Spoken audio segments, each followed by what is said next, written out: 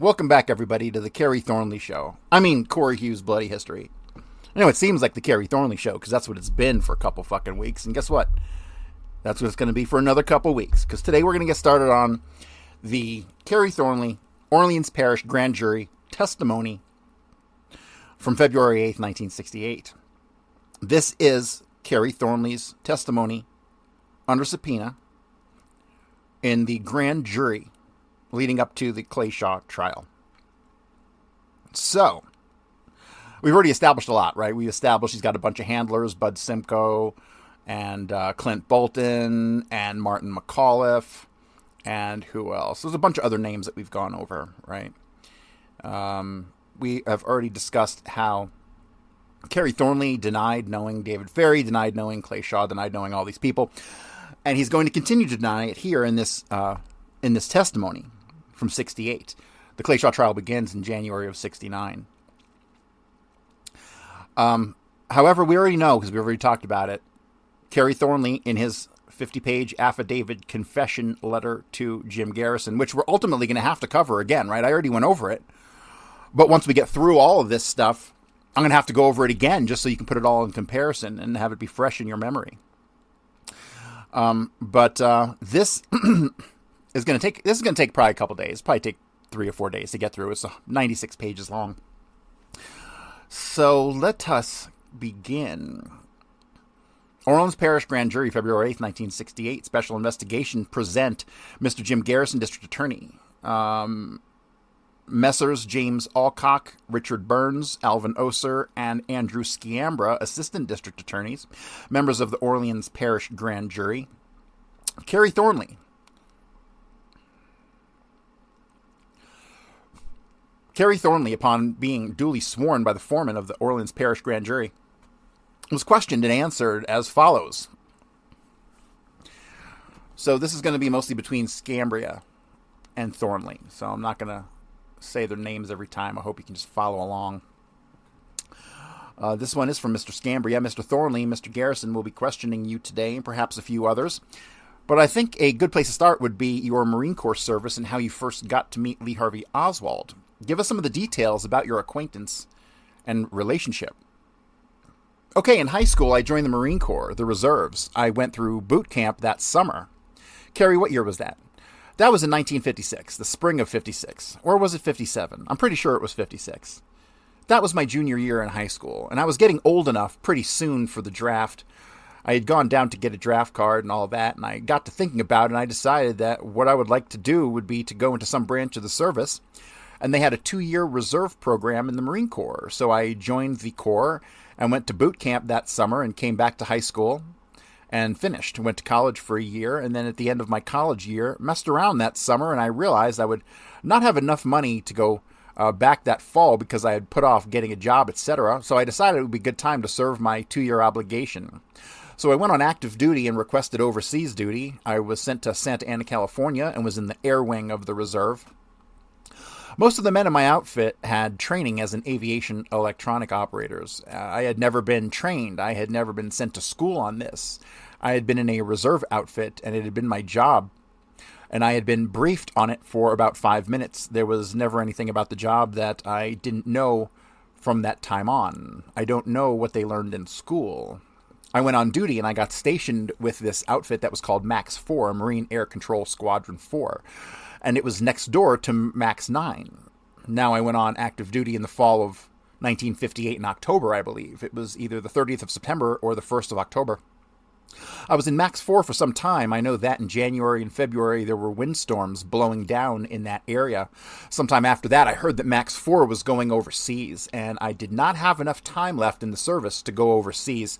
So I was going to be transferred with all the other people who did not have enough time left to do a tour of duty with the outfit overseas. I was going to be transferred into MAX 9, and sure enough, I was put in MAX 9. When this was exactly, I don't remember, but it was sometime after January or February of 1959. Now, very gradually, Oswald came to I don't remember a first time I actually was introduced to him, but he just very gradually came into my consciousness as somebody in the outfit that I knew, and whether he knew me right away, I don't know.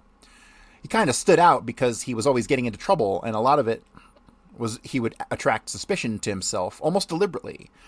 You would feel then that it must have been deliberate. He would get in trouble, and then he would complain about it, and then he would feel that he was being picked on for the trouble he got into. And meantime, he would be innocent, but he would manage to make them think he had done something by behaving suspiciously. Could you give us kinds of activities that he would engage in that would cause trouble? Well, I sat down and made a list of all the specific things I could remember, that I could clearly remember. Much of what I remember is based on things that happened to me. And I came to this and that conclusion about Oswald at that time, thinking about it, conclusions that I formed at that time when I was with him. The things I remember are things like Lieutenant Donovan mentioned to the newspapers shortly after the assassination, things like standing up and correcting officers when we were getting lectures on current affairs. Sergeant Spar would be standing there, our second chief, and we would all be there in the muster, and always the guys who were considered bad Marines would get picked to go out and mow the lawns, sweep the walks, and that sort of thing, and Oswald was on that list nearly every morning. Sergeant Spar would call out Oswald, and he would say, "Yes," real resigned, "Oh yes, I know," that sort of thing, naturally me sort of manner, and this would irritate the sergeant. So that's the kind of thing. Then that kind of thing, I don't remember any specific activity, but he took part in that attracted suspicion to himself, but I know that I had that impression. The first thought came into my mind when I heard about the assassination was that he had done this kind of thing again. Later I changed my mind. My initial thought was, Oswald has gotten himself into it again. Do you think he was only trying to attract attention to himself? I felt that he had managed to purposely or unconsciously or something. My first reaction was that kind of thing always happened to Oswald. He was accident prone in the direction of getting into trouble, usually something he did not do, but the attitude he had about it. There weren't too many guys in the outfit that way. It was a lax outfit. It was lax for a Marine Corps outfit. The Air Wing is lax in the Marine Corps, except for a very few outfits, but most of them, they leave you alone, and one of the reasons I transferred into the Air Wing Reserve outfit before I went into the Marine Corps, I was older then, and I wasn't quite as big as the things I proved to myself because I went through boot camp, and I figured I could do that sort of thing. The first time that Oswald really came to mind that I can remember vividly was looking at him and thinking that's Oswald. Was one day when a bunch of us were sitting around and he was sitting on a bucket and some guy standing around, Nelson Delgado, who was a very excitable Puerto Rican fellow. I think he was an Amy Semple McPherson follower. And at that time, I was an atheist, and so was Oswald. Delgado was very disturbed that I was an atheist, and he would leave me alone about it. He was always, coming at me with this business and my kind of thing that I learned in the Marine Corps. Was the only thing that you could do about this was not to apologize, but come on strong right back. And he and I would get into big arguments, and some of the other guys would join in. And that day I was standing there, and Delgado, or someone like Delgado, said to me, "Oswald is an atheist too." And I said, "Oh, you are?" And he looked up at me and he smiled and he said, "Yes, I am. What do you think of communism?" And he said it in a very soft-spoken manner. This was something else that did not come across in the papers about Oswald. If I were asked to describe him, I would say he came on like a poor man's Adlai Stevenson. He had his opinions, and his opinions were different, and they were not the opinions of people in control of the outfit. But he did not go around like a fanatic shouting and this sort of thing. Usually he was not a troublemaking sort of guy, like going around and getting into fistfights. I never saw anything like that. Well, anyway, he, in this very soft-spoken manner, said, "What do you think of communism?" And at that time, my own philosophy was sort of liberal, humanist, reformist, social thought that communism was basically a well-meant philosophy which had ambiguous attitude towards democracy. God, this guy's so full of shit. Smart guy, right? He's kind of smart, right? He's like in those 120 IQ range, right? Fucking joke. And this disturbed me a lot, this sort of thing of giving lip service to democracy and yet having things, police state type things too. I expressed this reservation, and Oswald said, I said something like, well, I think something is wrong with communism, and because I'm an atheist, please don't think I'm a communist. So many of these guys associated atheism with communism. You're really helping the cause. So I said to him, or he said to me, I think communism is the best system. I think they have the best system, asserting it and not arguing it and then smiling and waiting to see what I had to say.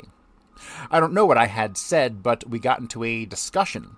Another time I can remember getting into a discussion with him Was like one day we were moving some radar gear, holding these big heavy radar things, taking them off a truck or something, lowering them down or something. And I remember either he said or I said, I think it was he, but it might have been me, said, be careful with Big Brother's equipment. This was reading 1984, and I was into 1984. I'd begun reading it on his advice. I don't remember when I began to read it, but I know when this comment went between us is significant because he got me to read the book. That kind of thing. There are lots of little incidents like that.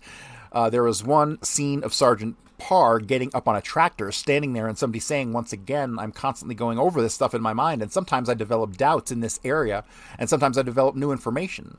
Now, somebody and I think it was Oswald, and I was much sure it was Oswald a couple of years ago, but somebody said, aha, collective farm lecture. And Oswald made that type of joke all the time. One time, I am sure it was Oswald, a bunch of officers were called to an officers' meeting, and he said, and it gets cut off there, the party leaders, he was always comparing the Marine Corps to either 1984 or the Soviet Union, because there were things they could always be taken both ways. Either the 1984 comparison or the Soviet Union, calling people comrades, that sort of thing. I knew that he spoke Russian. And there was this business, and I made out a signed statement that Dave Lipton gave a copy to Mr. Garrison about this man standing in back of my right, and Oswald saying something like this, Russian word, and somebody would laugh. Then they would both laugh at the joke, and there was this thing, and the reason this became important later was because when the Secret Service came to see me here in New Orleans, they asked first thing, did you ever hear of a man named Alex James Heidel? The first thing I thought was of this guy speaking Russian, and I said, gee, that sounds familiar, that guy speaking Russian. And I said, and I named some other people that I thought might have known Oswald. Cooley, Weir turned out to be a weird guy later.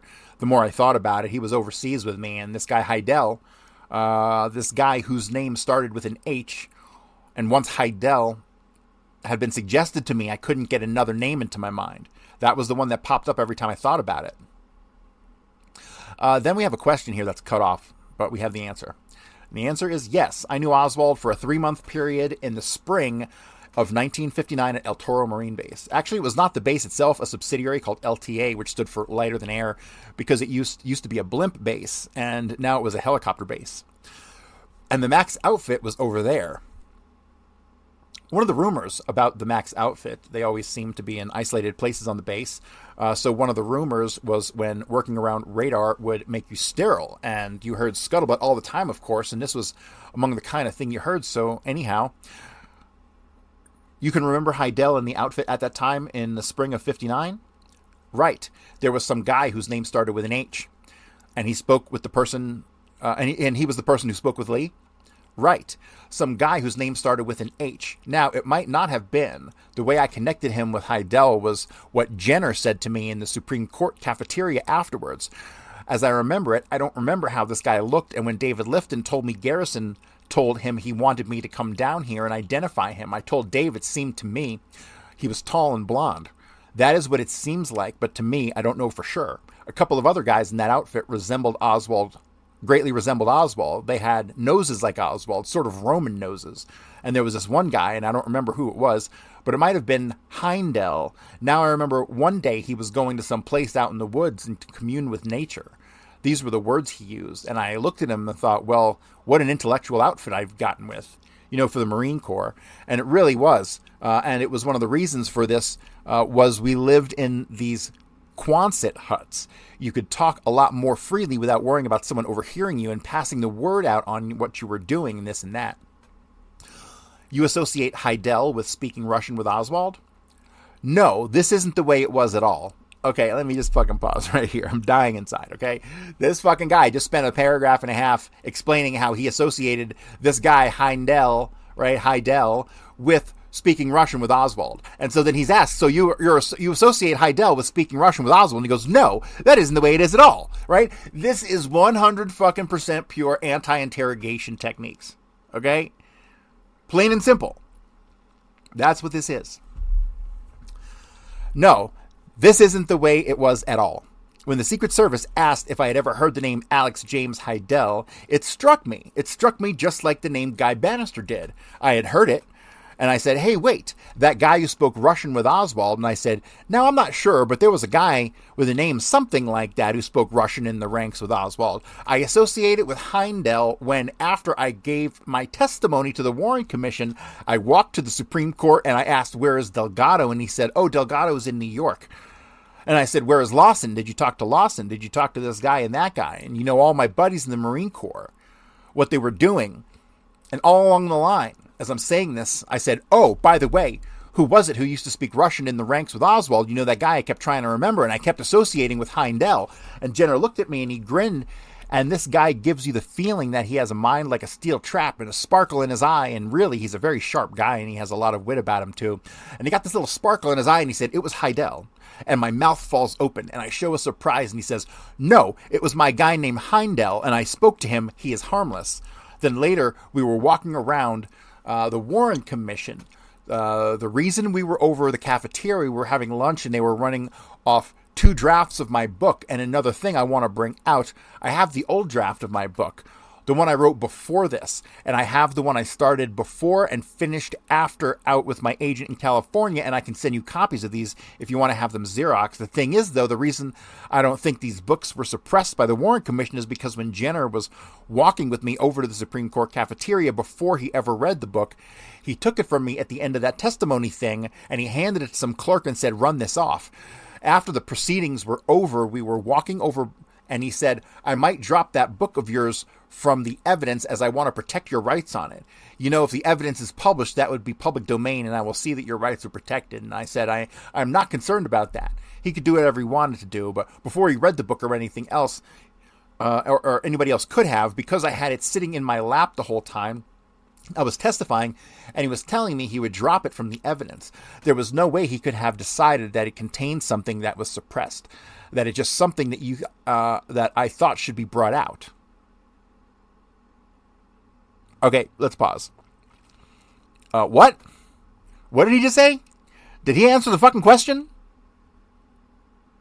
I don't even remember what the fucking question is because he goddamn rambled on for so fucking long. Do you see how Kerry Thornley operates? This is his modus operandi. He just fucking diarrhea at the fucking mouth, like nonstop. Blech. That's all that fucking was. I genuinely don't even remember what the fuck I just read.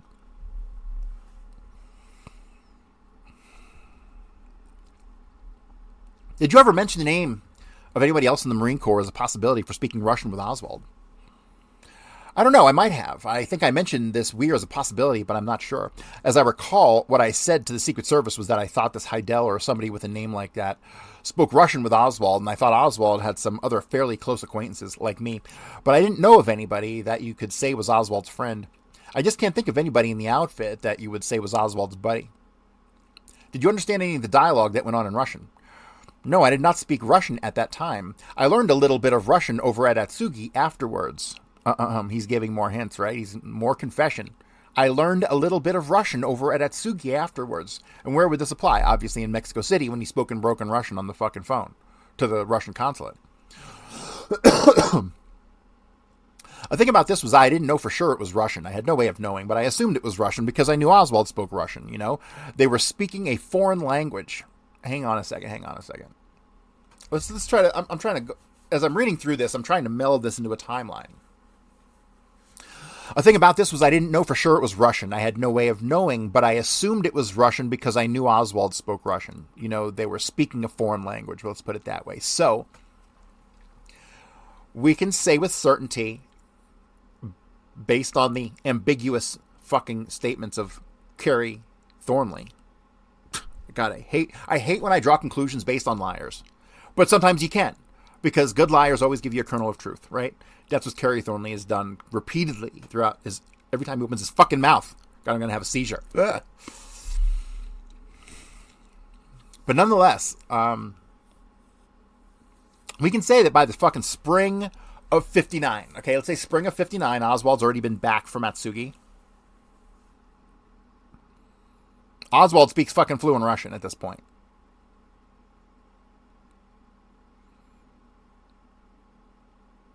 So, the big question is, when the fuck did Oswald learn Russian? If he wasn't Russian born, which he probably fucking was. Because I do buy into the theory that Oswald was part of some intelligence project post 47. And that one of the two Oswalds that there were, being raised by one of two Marguerite Oswalds, were fluent Russian speakers as a child. I'm pretty convinced of that at this point. And that's the Oswald they sent over to the Soviet Union, right? The one who spoke fluent Russian. The other Oswald, lughead fucking Oswald, who drank beer and chased girls in the Marines, not this Oswald. He fucking he's in the wind. He disappears. But when Oswald goes to the Soviet Union, the other Oswald's in the wind. And that's it. Big question marks floating around about where that fucking Oswald is. The original Oswald.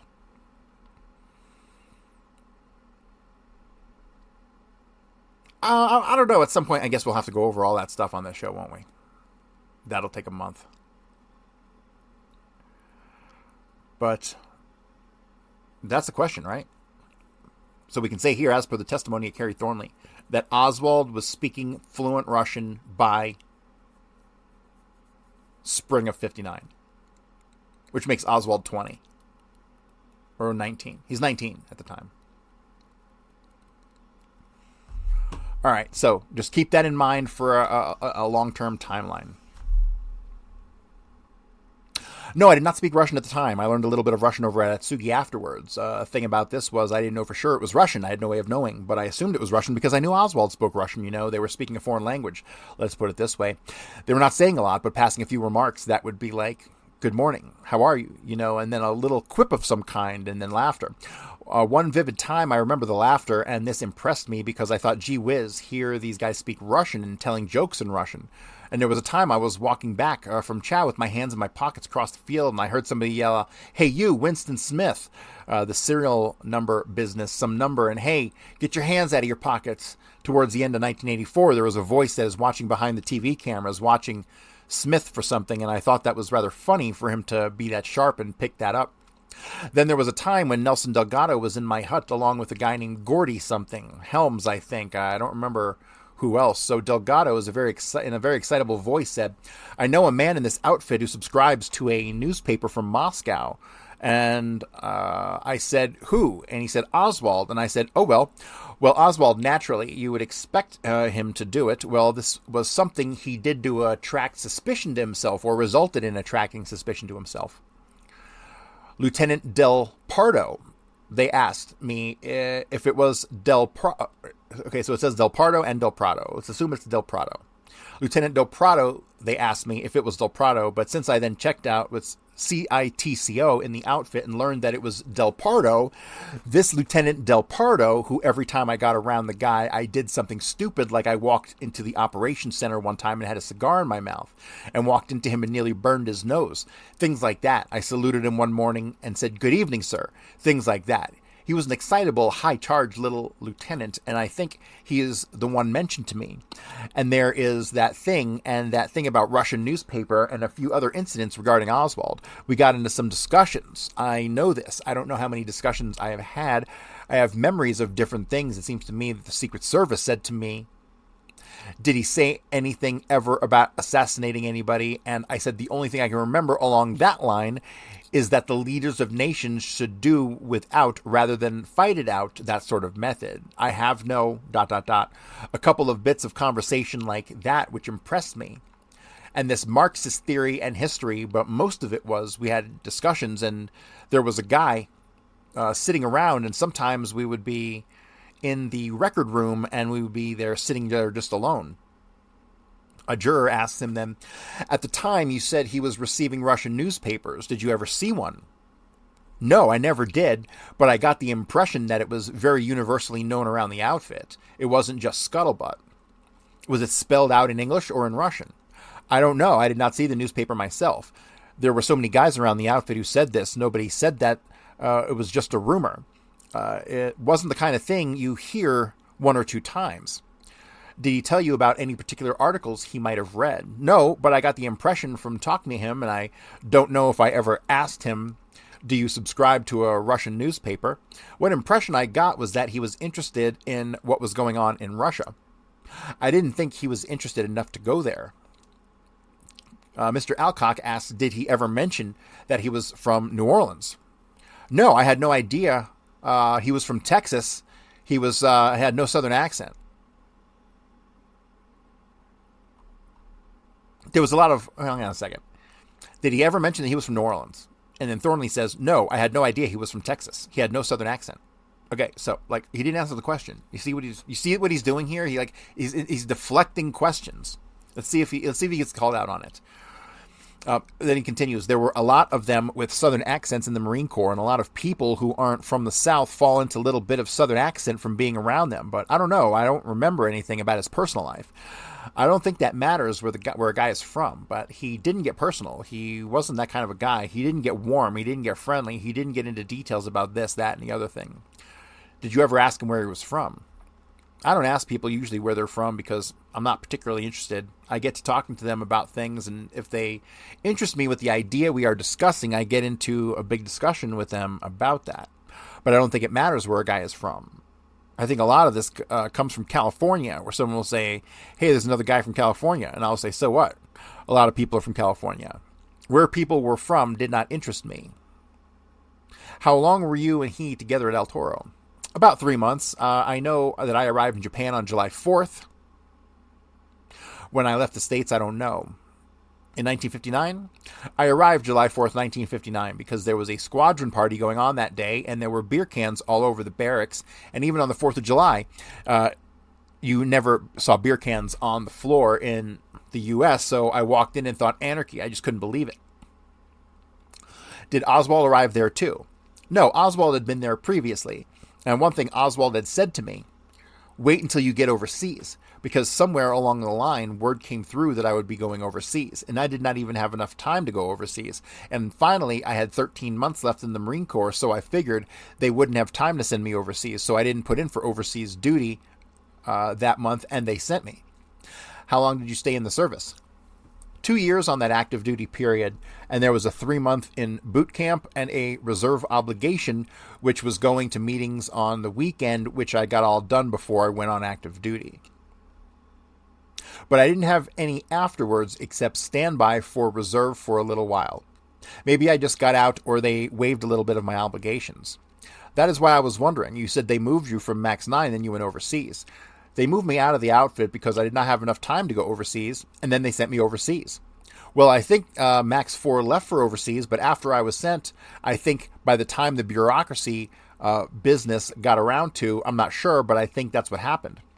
Wasn't 9 returned? No, let me explain this. This is very weird. Some outfits function on this process of sending the whole outfit every place. Max 8 was this way, and Max 4 was this way. Max 9 was not this way, and Max 1 was not this way. Max 1 had been in the Far East for 14 years when I got over there. They had been in Japan, and a dozen or so guys had been arriving every month, and a dozen or so guys had been getting yanked out of it. And this way it kept its very salty wartime personality. That's why it was such a wide-open outfit, and there was so little discipline. The enlisted men ran that outfit. It was a critical outfit. Whatever they wanted, they all stuck together, and the CO did not push it. Some guy had figured this out a long time ago. New men came into the outfit, and they learned new sergeants came into the outfit and started pushing people around, and they learned finally toward the end, we got a new CO, and when he took over and didn't understand what was going on, there were riots in the barracks. Just a real wide open thing, pushing over lockers and this sort of thing. Then they disbanded the outfit, and we went down to the Philippines, and they transferred on paper to Yuma, Arizona, and dispersed us to other outfits. I don't know whether they did this to break up the outfit because of the riots. I don't know if they were reported by the CO because he thought maybe they made him look bad. I don't know what happened about that. All I know is we got to the Philippines, and after the first month in the Philippines, Max 1 was, for all practical purposes, they called it transfer, but it was disbandment, and they started a new Max 1. In other words, at the time you went to Atsugi, Oswald was about to get a discharge? Yes, and most of these guys in 9 had come back from the Far East. It was kind of a receiving company. Did you ever ask Oswald how he came to learn Russian? No. Did he ever mention anything about studying Russian at Atsugi? No. This signed statement I filled out on that subject is strictly on the basis of my own experience. I don't know. I never asked him where he learned it. We never discussed things like that. We discussed capitalism, communism, Marine Corps, atheism versus the guys who were trying to convert us, the U.S. Did he ever give you any indication that he might be in the intelligence corps of the Marines? This is one of the things that got me paranoid about this whole business. If Oswald was a secret agent, he was a good one. He was such a good one. He gave me the impression that he just couldn't, about the assassination, we all got talking, shooting the bull after they questioned me, and I don't know whether they asked me or whether I brought it up, People are thinking that guy pulled off an assassination, he couldn't even keep his shoe shined. He was one of these intellectuals who was intelligent as far as talking went, but when it came to doing some simple little thing like keeping himself out of trouble, like getting ready for tomorrow's inspection, he was too busy sitting around shooting the bull or reading like this to get interested in. Then he would get in trouble, and then he would get angry. He just wasn't down to earth. That's the impression you got. Would you say Oswald was an intelligent person? Yes, very intelligent. I disagreed with him about a lot of things, but I thought he was very intelligent. Isn't it contrary or contradictory for a person intelligent enough to learn a difficult language could be such a goof-off? No, because I'm very much the same as Oswald in a lot of ways, and when I wrote my book, I felt that I understood him because I was a lot like him in a lot of ways. One of the things, like when I went overseas, by the time I was ready to come back, I was practically ready to join the Communist Party because of what I had seen overseas. And it was just the disillusionment with the political virginity thing, like I like Ike, the little bit to the left of Ike, this type of thing.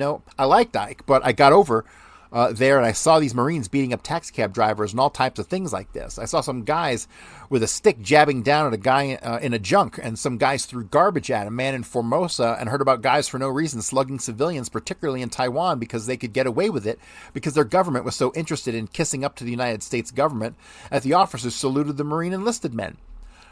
I saw this kind of thing happening. It was the kind of thing that this is not free China, and I did not think the People's Republic of China was free either, but I knew this wasn't free China. It was a dictatorship. And I saw the way Marines acted on liberty in Japan, and you asked them why they did it, and they said because we can get away with it over here. And in the Philippines, it was like the Japanese people, such courteous people. After they had been there for 14 months, they didn't act that way because gradually the Japanese, they would respect these people, but the boots who would go over for the first several months would, a lot of them, not all of them, but there would always be these guys who would go over there and think it real funny to kick people around. Just because they were different, just because they were the dumb goop. We'd been over here 14 months and they can't speak English. This attitude. And I'm sure Oswald saw that, and by the time Oswald defected to the Soviet Union, I had a pretty good idea of why he defected. I was beginning to understand. If he did decide to become a communist and go join the Russians, I would understand. This is great. I can explain this, and I can also expose the whole rotten mess. I had read The Ugly American, and it was that kind of thing. After you separated from the Marine Corps, did you correspond with Oswald or he with you? No, I mentioned to Bud, there he goes, referring to Bud Simcoe, right after he defected, I said, let's write him a letter. And he said, oh yeah, we'll write him a letter care of the American Embassy. That's a stupid thing to do. I was reading a book on Lenin, and just because I was interested, but one day I was at Max 4 before I went overseas and just sitting around reading, and there was a sergeant sitting at a desk across the way, and he started making cracks. What was I, some sort of communist? Reading about that guy. Guys in the Marine Corps felt if you were informed about things like that you were subversive. And there were also a lot of guys in the outfit, particularly overseas, who were openly sympathetic with communism. I can remember two very vividly, and I have the impression that there were others. It was that our side was so screwed up that anything against this mess had to be right. It was not an ideological type of thing where they went around following party line or anything. It was just, I'm going to join the Russians. They're going to win, And then, of course, it was the Russians who were the big enemy, not the Chinese. Juror asked, when did you find out about Oswald going to the Russians? Page 3 of Stars and Stripes. Just after he did it, there was an article here about Lee H. Oswald, and I think it was the H. I remembered him as Lee H. Oswald, and I didn't know his middle name was Harvey, which is what they started calling him. How did you know when he came back? My folks sent me a clipping from the Los Angeles Times about an ex-Marine loses love for Russia, and I was living in New Orleans at the time. I got this clipping, and he was going to be in Dallas, and so I wrote my folks and said I think I will go visit him sometime because I had written Idle Warrior, and I had finished it, and I had shown it to Jessica, my girlfriend. That's Jessica Luck. And one of the things she criticized about it, she said, I think you ought to have Shelbourne getting on the boat going to Russia. And I said, I can't write about that because I don't know about it unless you were willing to do a hell of a lot of research. How did your family know Oswald? I wrote them and told them when he defected and when he went over to Russia, and they wrote back and said it was horrible and hard to understand why anybody would do a thing like that. That's when I realized how I was getting out of touch with my own background, because it wasn't hard at all for me to understand. Mr. Sciambra, did your parents know that your book, The Idle Warrior, was patterned after Marine Corps experiences with Oswald? I think they did. They read it after I wrote it. Did Oswald know you were patterning the book after him? I hope not. I wrote the book loosely in New Orleans, right after I came here. Mostly it was written in notebooks. I would just go out and write sitting in bars in pencil. I would just write. The first notebooks I filled with everything that came into my mind. So some things were dull and flighty. I was just writing, and basically they were real-life experiences with names changed. I had just been to the States on this temporary additional duty, and I was in San Francisco waiting to back over to Japan, and was reading The Dark Bombs by Jack...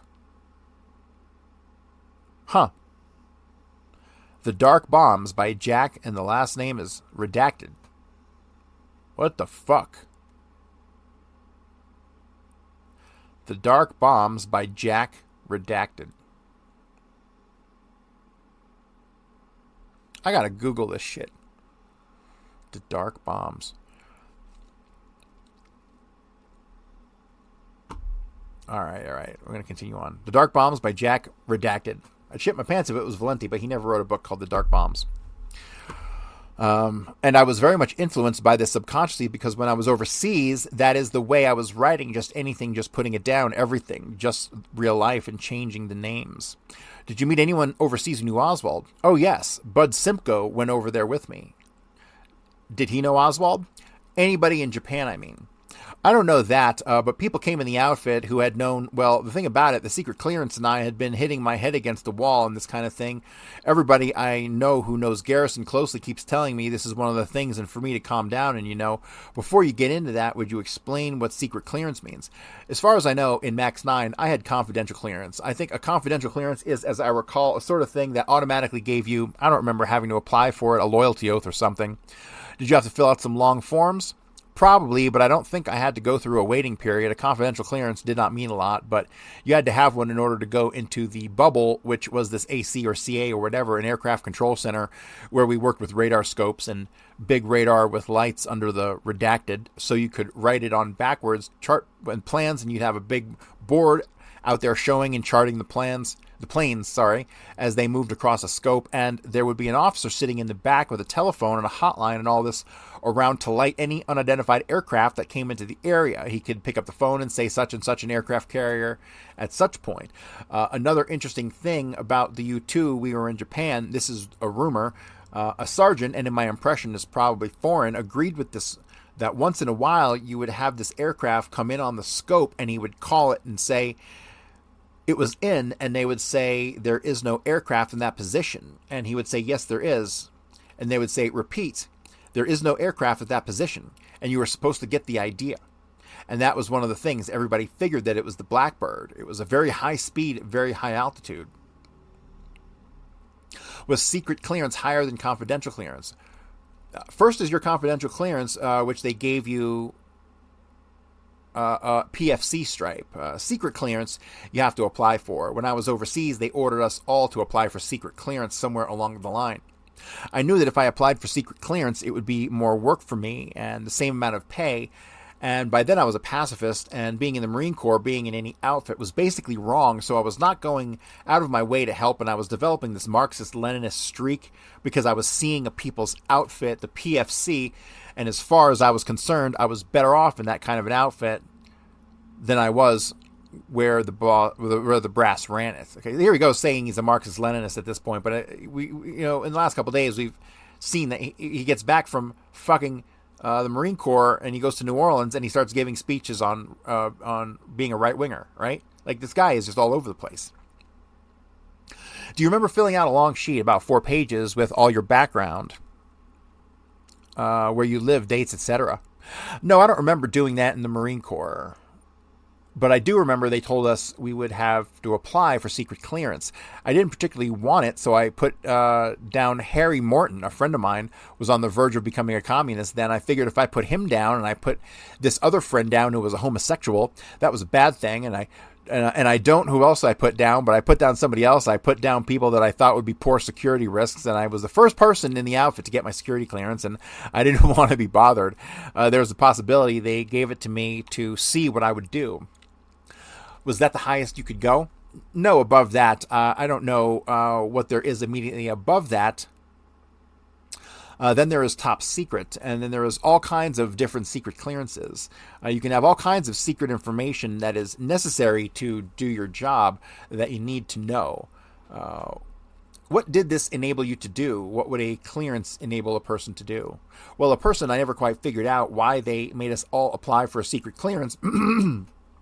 Because what I understood was it had something to do with the bubble, but I never found out anything about this new equipment that I remember vividly. Maybe a little red box on the side of the scope or something. Did you ever ask Oswald, or did it ever occur to you as peculiar that a person such as Oswald, who had been to Atsugi and spoke Russian and spoke openly about the benefits of communism and subscribed to Russian newspapers, could get a secret clearance?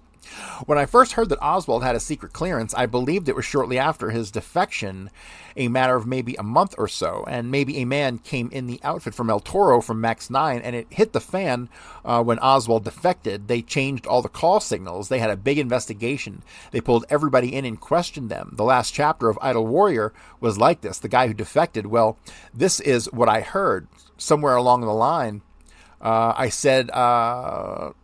I said, does he have some clearance that matters? It was around there that somebody said he worked for the S&C, was a clerk for the secret and confidential. This for all secret information, which was kept in a little room, and one lieutenant in charge of that room, and he had one assistant, the S&C clerk, and that assistant was cleared for at least secret. He had to be to work there, top secret or not, but he carried these files with him. He was the runner. He carried these files to this place and that place, so he had to have some sort of clearance since he was entrusted with these files. This was in Japan. This was in both places. I heard at El Toro that he had been an S&C clerk while in Japan, and this to me did not strike me as strange. It struck me as very typical. This was the type of thing I was seeing all over the place, that figured they would give secret clearance to some guy who would defect. That was the way they were doing things all the time. The Marine Corps cannot be in that bad a shape. It was at Atsugi particularly. Max 1, it did not fit.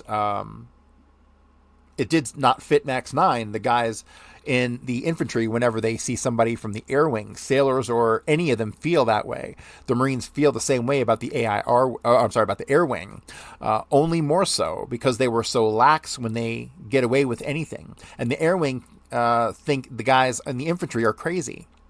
A juror asks, how many men are you talking about? 200, 300? About 200, maybe 300. And all goof-offs? No, not all of them, but those who did not were given a hard time, particularly Max 1. Sorry, but that is the way it was. When I got to Max 1, there were beer cans all over the barracks floor and that night, and there was the 4th of July, and you figure, well, maybe it's a little lax, but these guys were yelling around and singing, and it was after taps, you know. Sergeant Tracy came out, he was on duty, came walking out of the CO room and said, hey, you guys, and somebody yelled, CO walks on water, which meant that if he pushed it, he would be carried outside and thrown into this fire thing, which was full of stagnant water for fire to be sprayed on the barracks. And I thought, oh man, what will happen now? And he turned around and walked into the CO room and shut the door. And that was the end of it, you know, scared to death. And I thought, what kind of an outfit is this? Mr. Sciambria asked, does Atsugi have a reputation of being an intelligence post? Well, the U-2 was in and out all the time. They gave us a security lecture shortly after I got there. The chief, I think he was naval instructor, gave us a security lecture, and he said, if you people want to get in trouble, you want to get your ass in trouble, you walk over to that hangar where you keep that black airplane. He said, you don't see that black airplane. You don't talk about that black airplane. That black airplane isn't there. You forget about that airplane. Which would give you some idea that the Atsugi base was pretty highly. Well, it gave the impression everybody immediately started talking about the black airplane. What is it? And we started calling it the Blackbird and the mystery plane. And one guy I remember looking up one day and said, "Yep." And then, here we go, redacted. Yep, redacted. I had not seen the plane yet. I was new in Japan, and this gunny said to us, "You want to get in trouble? You just go and mess around with that black airplane." Did Oswald ever mention anything about the U-2 flights? No, that was something that wasn't even in my world. Even if he did mention it, I would not have known what he was talking about. I did not even know the U-2 until I got over there. My assumption was that it was an experimental aircraft of some kind, but why are they doing it in Japan? Oh well, I just shrugged it off. This U-2, when it broke off, was one of the things that nearly pushed me over the brink. Not only had Ike lied, but to the troops, and I was naive enough to think I was shocked by this. You knew Oswald was on the ball? Yes, I was beginning to think so. I did not like to think so in so many ways, but I was forced to. And the thing that is, when you get out of one cage and you have a set of ideas start falling apart, the first thing you do is look for something else. You feel insecure when your world falls from under you. The black airplane was really symbolic of it. We were down in the Philippines when that broke, just about to go back to Japan. And when that business broke, it was just like I had seen it land a number of times and had seen it take off and had wondered about it. And now I find out this sneaky kind of deal with the president of the United States who has lied about it, and I think that black airplane is symbolic of the whole thing about American society. We have black airplanes, things that we don't talk about, we don't see, we aren't supposed to mention, yet everybody can see it. Everybody can see the shadow on the ground. I came to see the States on temporary duty around September. Let's see, it was 1959, and when I got back overseas, somebody said, "Remember when one cracked in a rice paddy and the Japanese government got all excited and wanted to know about the black airplane with no markings on it?" And it turned out that I didn't remember I had been in the States before. Did you hear any rumors about the CIA operating out of Atsugi? I'm not sure I had heard of the CIA. I had heard a lot about CID, the Service Supply Organization, while I was in boot camp, and a sergeant would beat up on a recruit, bloody him up, and everything only to learn he was a colonel or a captain or something, was a CID man. And when this happened, you always heard about it. When did you get out of the Marine Corps? I got out on September 30th or October 1st, 1960. What did you do then? I went home for a year. I had some discharge money coming, which I was waiting around for, and I had little money when I was out. The first thing I did was I started to go into business for myself. I rented an answering service. It was a lecture service sort of thing. I figured that the way to make money was to spend money. I had read Mike Todd's biography or something. I rented an electric typewriter when I got my check. That is, he rented an electric typewriter. That's hilarious. That is when I sat down. The very first thing I did was buy a ticket for Manila for $400 or something. A big ambition. I fell in love with the city of Manila. I just loved it. I loved the Philippines. People in the Philippines could all speak English, and they were fantastically pro-American at that time because Americans had liberated them from the Japanese. And if you were born an American, you were a good guy. Let me buy you a beer. And we found out they were hospitable, and we were told you could walk from one end of the island to the other, and the people would take care of you. And if you were an American, we had experienced another thing. A friend of mine was on some kind of gravel run out to help these people prepare for the floods, and it turned out that this gravel run was to help these people, and they had done some public information. And they had some public information people taking pictures. Anyway, he was supposed to have been published. He turned out to be a great hero, and it was played up in the press, and going out on this time, bending his back and helping out these people prepare for the flood. And he got drunk one day and went out and made a big speech and told them he was going back to the States and urged his friends to come to the Philippines. He was just the fair-haired boy. Had you finished The Idle Warrior by that time? By which time? By the time he got out of the Marine Corps. I had written, when I got back from the whole thing, I knew as soon as I went over there that I was going to write a book.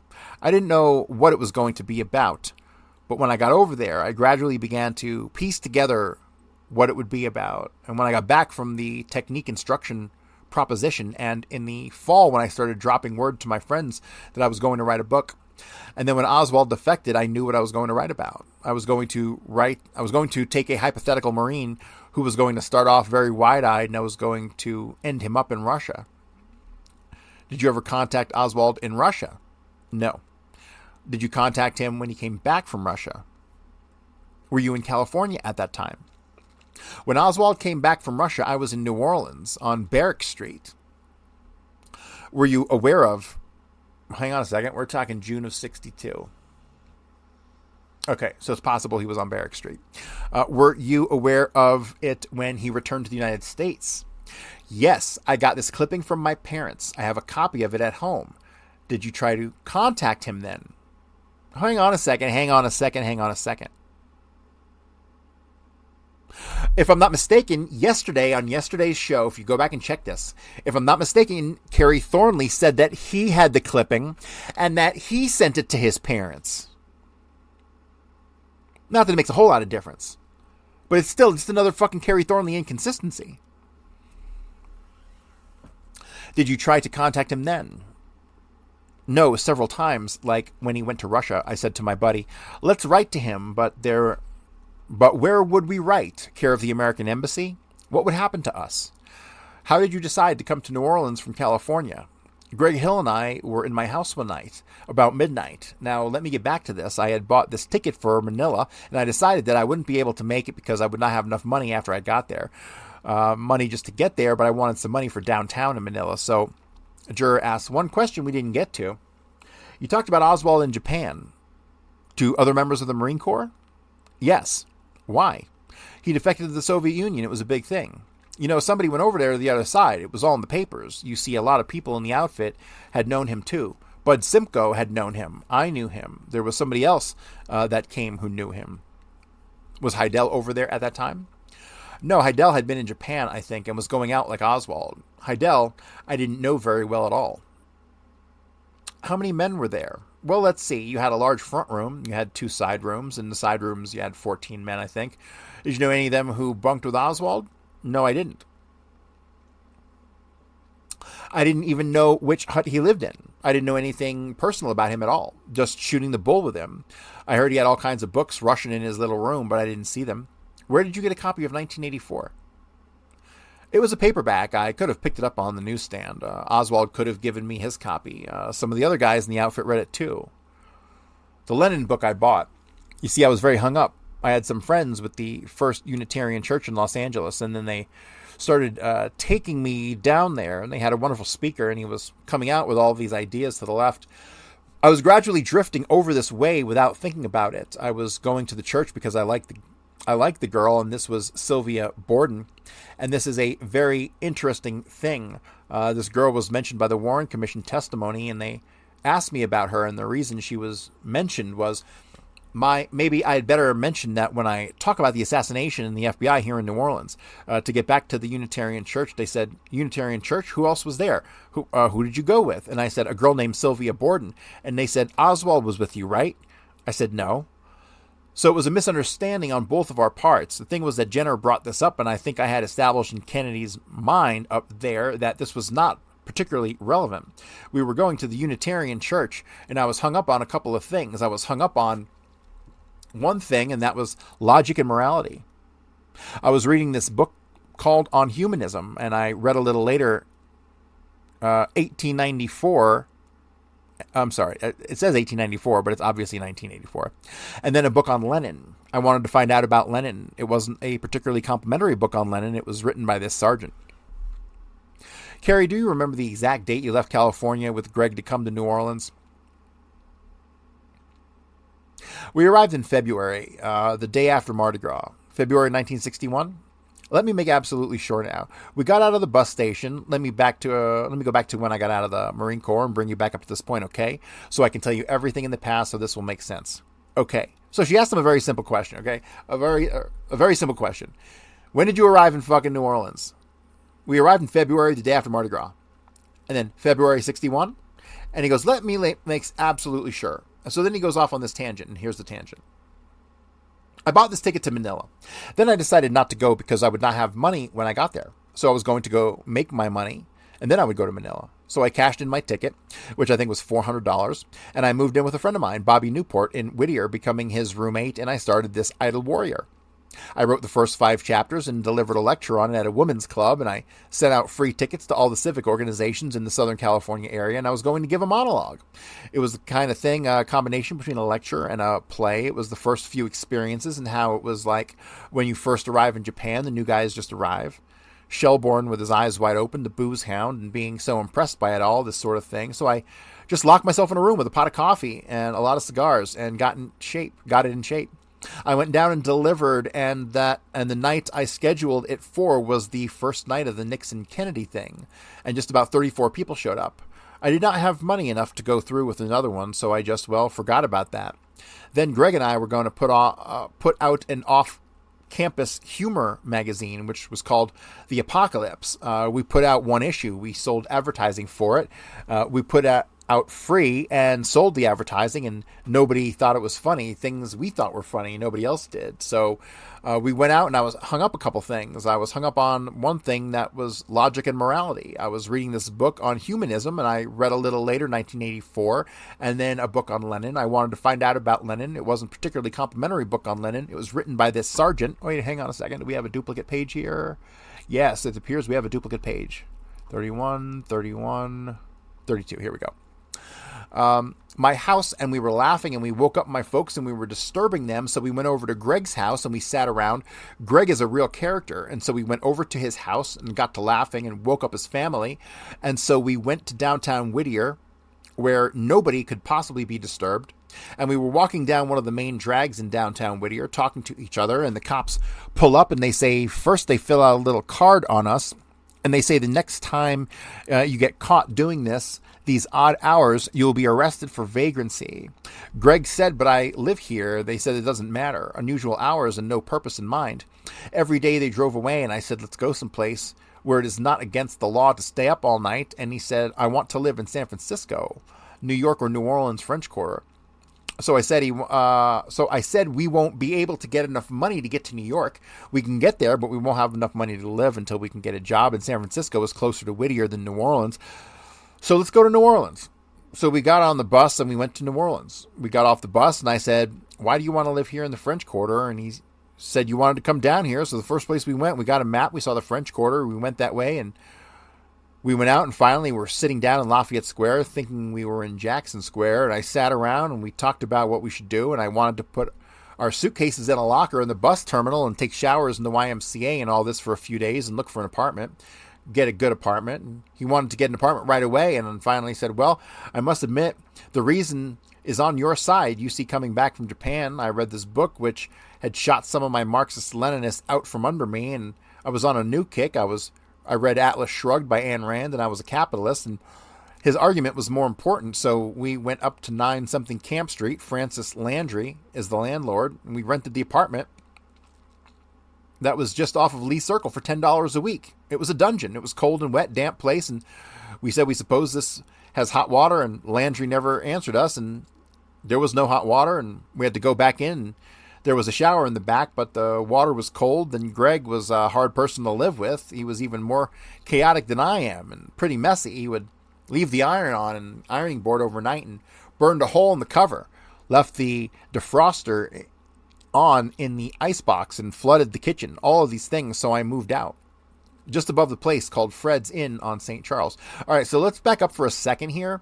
I think the thing that might be relevant is the name that he dropped. And he dropped the name of Francis Landry. Francis Landry. Now, so why is that important? Well, because obviously Al Landry and the Al Landry incident with David Ferry. So we're going to have to connect some dots here and see if there's a connection between Al Landry and Francis Landry. I mean, it's probably a common name in New Orleans. I don't know. Who the fuck knows? But it may be something there. Just here, what are we establishing if we figure that out? It establishes a relationship, which is the fucking underlying, guide to which you should interpret this entire assassination, right? The map of relationships. All right, continuing on. I am pretty messy. He would leave the iron on the ironing board overnight and burn a hole in the cover, and left the defroster on in the icebox and flooded the kitchen and all these things. So I moved out just above a place called Fred's Inn on St. Charles. That is where I began to work on The Idle Warrior. I got a post office. So he did 5 chapters out in California, but now he's working on it here in New Orleans at Fred's Inn. I got a post office box, and I was writing each of these chapters as a short story. Then I was sending those out to magazines, hoping to sell one and support myself while I was writing this book by selling the chapters. And I was getting a fantastic collection of rejection slips. Pretty soon I ran out of food money. Finally, the first job I applied for, I had grown a beard in California. The first job I applied for several weeks with the Foster Awning Company, and it came through and was a telephone job. I had gone 4 days without eating now when it came through. So I started eating now, and I was happy to get it. I worked about 4 hours a day, 5 days a week. Got about $20 take-home pay and was able to eat for a while. And I moved back in with Greg. And then finally, I also put in for unemployment from the Marine Corps. And I finally put in for that. I was philosophically opposed to this, but I didn't have any choice. So I went over there and said, okay, then the unemployment had started coming through, and we moved to the French Quarter. And I got an apartment on St. Louis Street from Mrs. George, the landlady, and we were on the 3rd floor. Do you remember the block? Right over the Napoleon House, right down the middle there. It was called Buccaneer Apartments, but I think the name has changed now. And she broke open a wall while we were there, and they were remodeling, and they found an old safe inside. It had been broke open, and they thought it was an old Confederate safe or something. They found some burned papers inside. They found out that one of the wreckers had burned some trash in there, and they had taken the papers down to the View Care Commission thinking they were something historic. But I remember that they really impressed me, tearing down the wall and finding the old safe in the house. Really neat things like that happening.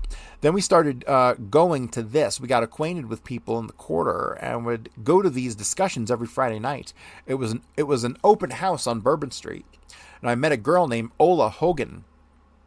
And I got to know her, and we got to be close friends, and then we developed a conflict of some kind. I don't know, over different things, but we remained friendly, and I started going with Jessica. I started going with her late summer of 61.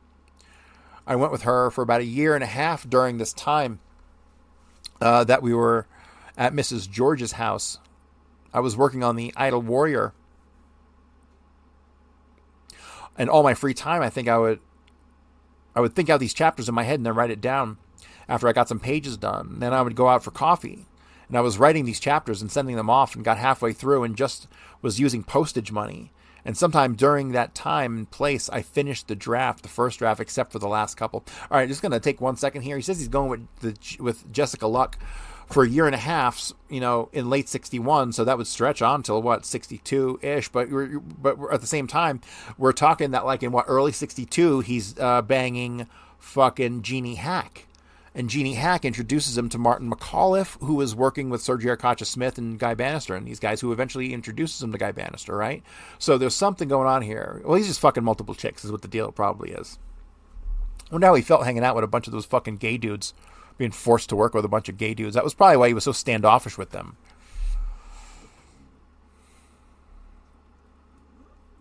Yeah, the more I study this relationship with Kerry Thornley and kind of understanding in context the relationship with David Ferry and Clay Shaw, as we have context, as we've contextualized through the interactions with Perry Russo, I really get the impression that fucking Kerry Thornley did not like David Ferry and did not like Clay Shaw and did not like these fucking guys at all. And he was kind of thrown in with them mandatorily through one of his fucking handlers, probably Martin McAuliffe or Bud Simcoe or one of these guys, Clint Bolton. I love that we're getting to the nuts and bolts of these relationships.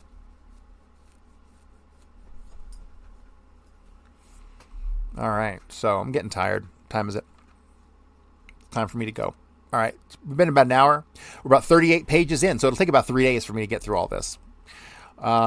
This is some good stuff. This is some really good stuff. I'm going to drown you in Kerry Thornley stuff. And then we're going to move on to something else. But we probably got another couple weeks to go with Kerry Thornley, so buckle up. All right. If you haven't bought my book, please go buy my fucking book. All right. I like to eat. Like, food is a good thing. In order for me to buy some of that, I need to sell this fucking book. All right. So please go buy the book so I can buy this stuff called food. It'd be really good. All right. Also, you can go to buymeacoffee.com/JFKbook, make a donation, get a recurring fucking donation, buy a limited edition poster. I still got a ton left of. You can buy my notes, all that good shit. If you listen to my show, I shouldn't have to give you this fucking rambling. But that's it for today, guys. And I will see you guys tomorrow. Thanks.